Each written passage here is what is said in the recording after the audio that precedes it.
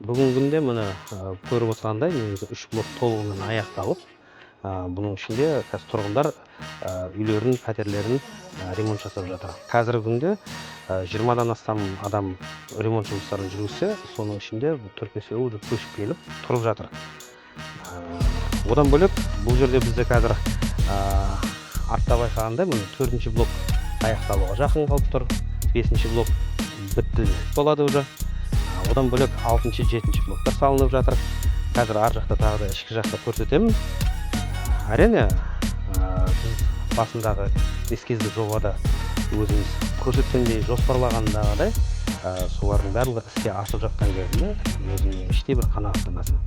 Енді бәлдегі 1-ші блокпен былай қарай 7-ші блокқа айналып келген кезде өзі Q-образный болып тұр ғой. Осы ортаның барлығы ертең ойын алаңы болады, барбекю зонасы, бәлдегі воркаут зонасы осы ортада болады.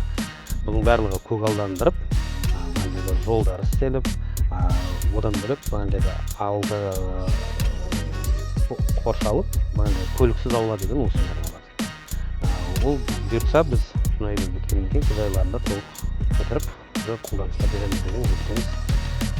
Одан бөлек біз енді өзіміз алдағы уақытта жолаушыларымызды таныстырып өтсек, тамыз айларында біз 8-ші, 9-ші блоктардың құрылысын бастаймыз деген ниеттеміз.